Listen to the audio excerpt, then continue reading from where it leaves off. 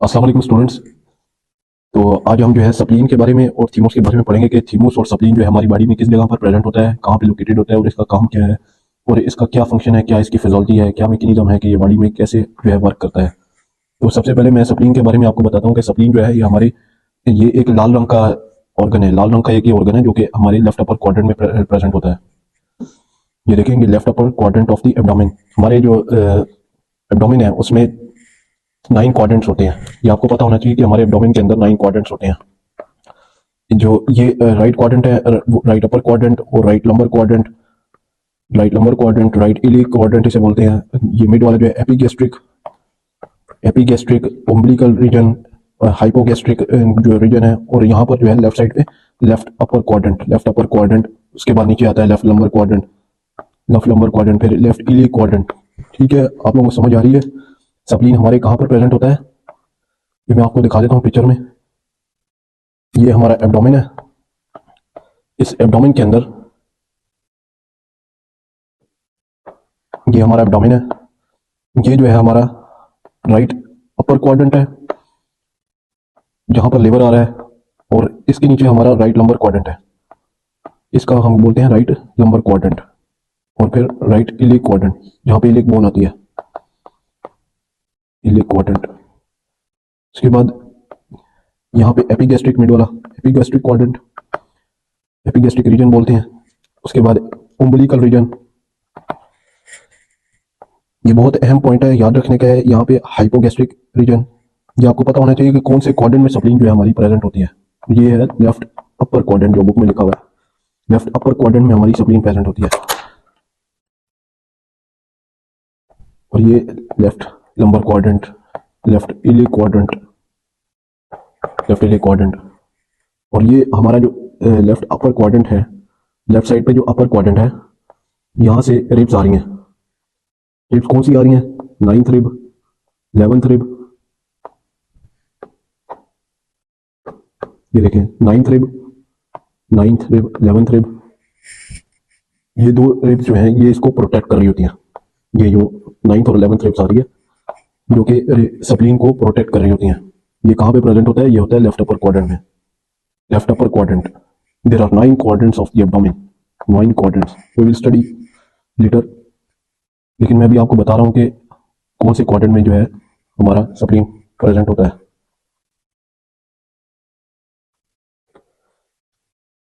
तो ये हमारा सप्लीन है, और ये थीमोस है, और ये सारी लिम्फेटिक सप्लाई जा रही है।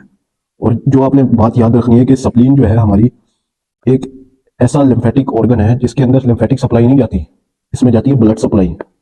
इसमें जो याद रखने की बात है, सप्लीन के अंदर लिम्फेटिक सप्लाई नहीं जाती, सप्लीन के अंदर जाती है ब्लड सप्लाई, जो कि ब्लड सप्लाई जाती है। और वो उस ब्लड सप्लाई के अंदर होते हैं मरे हुए ओल्ड आरबीसीज। यानी कि सप्लीन को आप कह सकते हैं कि ग्रेवयार्ड ऑफ आरबीसीज। जो भी मरे हुए आरबीसीज होते हैं वो सप्लीन के अंदर पाए जाते हैं। हमारी जो सप्लीन है उसके अंदर मरे हुए डेथ आरबीसीज होते हैं वो पाए जाते हैं। सप्लीन का काम क्या है? वो उन आरबीसीज को खत्म कर देती है, उनको जो है फिल्टर करती है, बॉडी को फिल्टर करती है। वो आरबीसीज जो भी डेड आरबीसीज होते हैं उससे सप्लीन जो है फिल्टर करती है। अब ये जो है सप्लीन की ब्लड सप्लाई है, सप्लीनिक आर्टरी और सप्लीनिक वेन। ये सप्लीन आर्टरी जा रही है, और ये इस तरह क्रॉस सेक्शन है इसका। ये सप्लीनिक आर्टरीज जा रही हैं। अब ये व्हाइट पल्प में जा रही हैं, रेड पल्प में जा रही हैं, और ये सप्लीनिक वेन जा रही है जो कि कैरी कर रही है डिऑक्सीनेटेड ब्लड। उसके बाद आपको ये पता होना चाहिए कि सप्लीन जो है इसको सप्लाई जो है ब्लड सप्लाई दे रही है सप्लीनिक आर्टरी और सप्लीनिक वेन। दो इसकी ब्लड सप्लाई है, सप्लीनिक आर्टरी और सप्लीनिक वेन। अब इसकी फिजियोलॉजी करते हैं कि सप्लीन जो है आखिर क्या फंक्शन है इसका और क्या इसका जो है काम है। सप्लीन के बारे में आपको पता होना चाहिए कि सप्लीन जो है destroy the old RBCs, destroy old RBCs. And second function है इसका कि इम्यून रिस्पांस को अगेंस्ट फॉरेन मैटर जो है, अगेंस्ट फॉरेन पार्टिकल जो होते हैं ब्लड के अंदर, उसके खिलाफ जो है ये टी सेल और बी सेल रिलीज करती है। इसके अंदर एक व्हाइट पल्प होता है, वो टी सेल और बी सेल्स को रिलीज करता है, ये टी सेल और ये बी सेल। तो ये रिलीज होती हैं जिसकी वजह से इम्यून रिस्पांस, जैसे कोई इन्फेक्शन होता है तो ये इसी की ब्लड सप्लाई से जाती है, और वो फिर अपना जो है इम्यून रिस्पांस एक्टिवेट करते हैं, जो इन्फेक्शन के अगेंस्ट जो है फाइट करते हैं। अब आपको ये पता होना चाहिए कि सप्लीन का में व्हाइट पल्प और रेड पल्प क्या होता है। तो सप्लीन का जो रेड पल्प है ये होता है आरबीसीज, रेड रेड पल्प हम कहते हैं आरबीसीज, ये रेड पल्प है। रेड पल्प में जो है साइनोसॉइड्स होती हैं, बैरल शेप फेनेस्ट्री होती हैं, फेनेस्ट्री बोलते हैं, साइनोसॉइड्स होते हैं ये साइनोसॉइड्स। अब रेड पल्प का असल में फंक्शन क्या है? रेड पल्प का फंक्शन है कि ये डिस्ट्रॉय करता है ओल्ड आरबीसीज को, डिस्ट्रॉय ओल्ड आरबीसीज।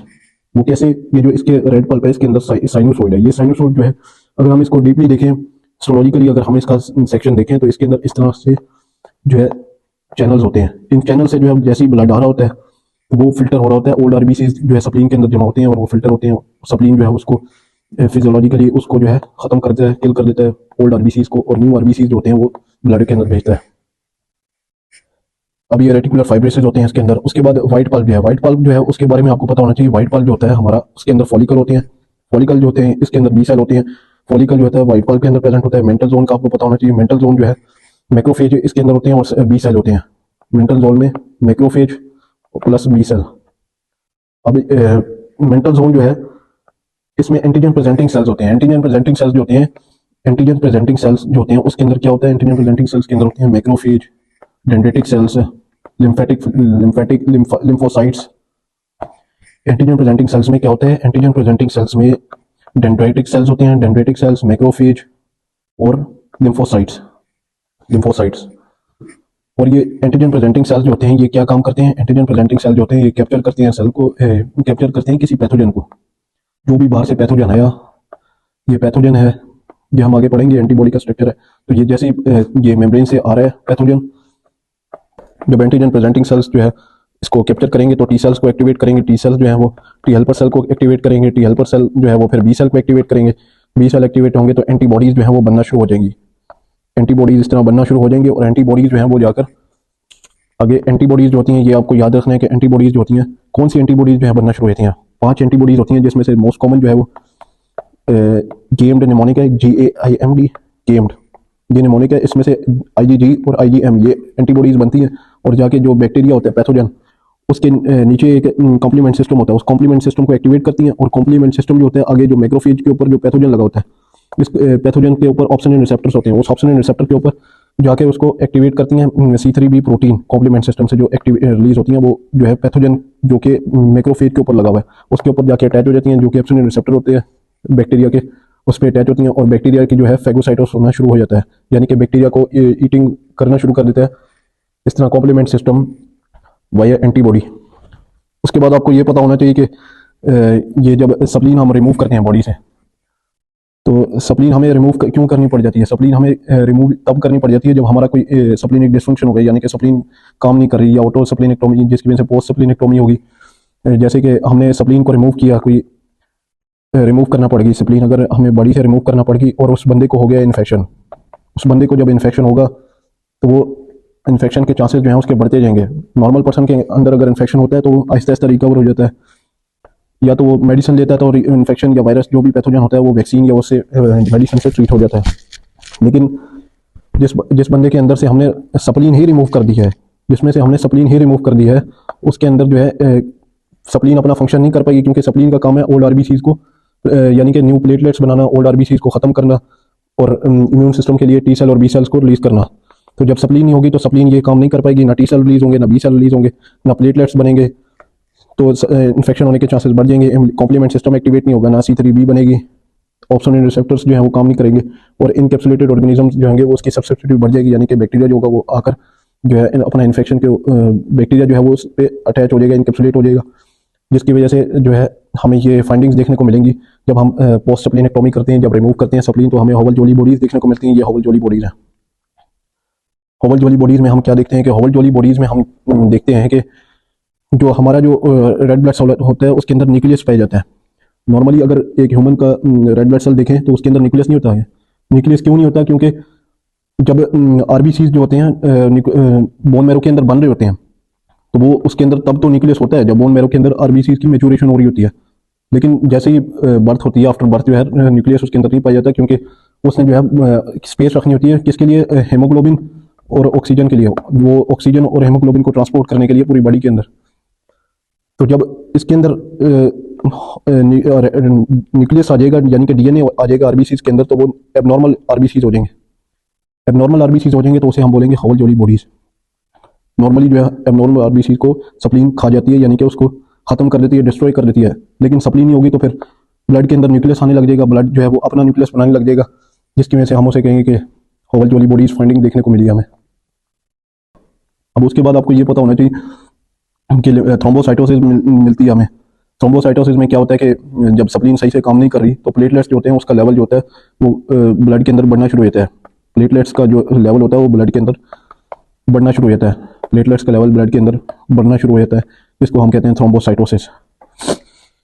और लिम्फोसाइटोसिस हम कहते हैं कि डब्ल्यूबीसीज जो होते हैं, डब्ल्यूबीसीज का लेवल जो है वो बढ़ गया है, सप्लीन जो है वो सही से फंक्शन नहीं कर पा रही, या फिर सप्लीन रिमूव कर दिया है तो डब्ल्यूबीसीज जो है वो बढ़ने लगे हैं।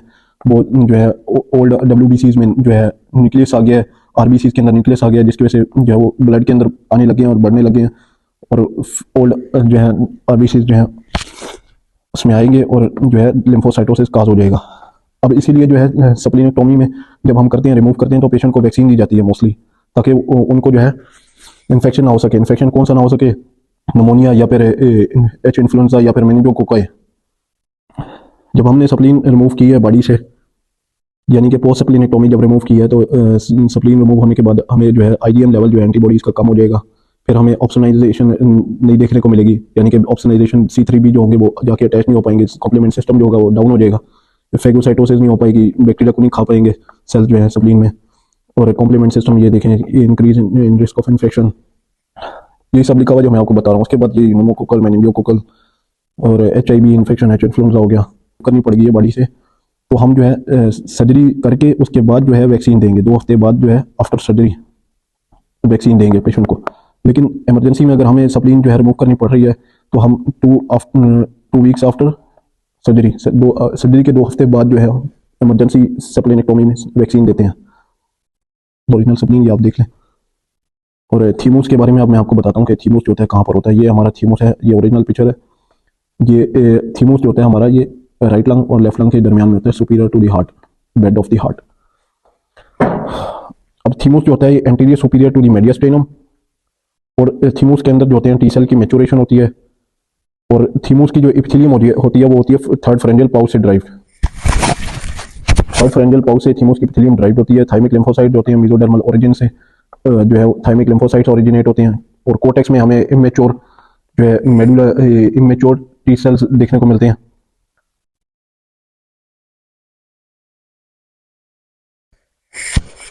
ये है थीमोस की हिस्टोलॉजी। ये कोर्टेक्स है थीमोस का, और ये मेडुला है। कोर्टेक्स के अंदर आप क्या देखेंगे? इमेच्योर टी सेल होंगे, इमेच्योर टी सेल। और मेडुला के अंदर कोर्टेक्स से फिर कोर्टेक्स में जो है CD8 और CD4 और CD8 रिसेप्टर्स होते हैं, वो फिर आगे जाके डिवाइड हो जाते हैं मेडुला के अंदर CD8 में और CD4 में, जो कि सेपरेट हो जाते हैं, और फिर वो आगे जो है लिम्फ नोड में जाते हैं। लिम्फ नोड में वो साइटोटॉक्सिक टी सेल्स बनाते हैं, और CD4 जो होते हैं वो फिर टी हेल्पर सेल बनाते हैं। टी हेल्पर सेल जो होते हैं फर्दर फिर आगे टी हेल्पर सेल 1 2 17 और उसमें फिर इस तरह डिवाइड हो जाते हैं। तो ये थी उसकी हिस्टोलॉजी है। इस तरह हेजल कार्पुसुल, इस तरह की फाइंडिंग हमें देखने को मिलती है। हेजल कार्पुसुल इसमें होते हैं एपिथेलियम रेटिकुलर टी सेल, जो थीमोस जो है सेल शेप में होता है नॉर्मली। जब आप एक बच्चा पैदा हुआ है और आपने उसका अल्ट्रासाउंड किया, तो उसके अल्ट्रासाउंड में जो है फ्रंट साइड से जब आपने उसका अल्ट्रासाउंड किया है, या चेस्ट एक्सरे किया है, तो चेस्ट एक्सरे में आप उसका क्या देखेंगे? थीमोस जो होगा वो सेल शेप में होगा, यानी कि थीमोस जो है वो ऐसे होगा जिस तरह ये एक कश्ती होती है यूं, और उस पर यूं एक फ्लैग से लगे होते हैं। इस तरह के फ्लैग जो होंगे देखने को मिलेंगे आपको यूं, मतलब कि ये कश्ती आप समझ लें, और ये इस तरह थीमोस का स्ट्रक्चर है सेल शेप में। थीमोस जो है अर्ली बर्थ जो चाइल्ड है उसके अंदर, और ये आहिस्ता आहिस्ता एज के साथ साथ जो है ये श्रिंक होता जाता है। थीमोस आहिस्ता आहिस्ता बच्चों में जो है ये इसकी थीमोस की जो है शेप जो होती है ओवरऑल वो कम होने लग जाती है। हाइपोप्लास्टिक थाइमिक शैडो में क्या होता है कि छोटे थीमोस या तो बहुत स्मॉल होता है या फिर होता ही एब्सेंट है, या तो स्मॉल होता है या बच्चों में होता ही एब्सेंट है। वो देखा जाता है डीजी और सिंड्रोम हो गया, या फिर इम्यूनो डेफिशिएंसी जिसमें टी सेल नहीं बनते, टी सेल की डेफिशिएंसी होती है, टी सेल्स जो है वो फॉर्मेशन नहीं होती, ना उनकी प्रोडक्शन होती है, मैच्योरेशन भी नहीं हो पाती, या मैच्योरेशन होती है तो सही से नहीं हो पाती, तो थोड़ी तादाद में रह जाते हैं, जिसकी वजह से थीमोस जो है वो हाइपोप्लास्टिक थाइमिक शैडो में फॉर्म होता है। जिसमें हम जब चेस्ट एक्सरे करते हैं तो थाइमिक जो है शेडो है वो हमें दिखता नहीं है, बहुत ही हल्का दिखता है। डीजी और सिंड्रोम हो गया, cell shape thymus normal triangular shadow होता है जो कि हेल्दी इन्फेंट के अंदर पाया जाता है। तो ये डिफरेंस है हाइपोप्लास्टिक थाइमिक शेडो और सेल शेप थीमोस में।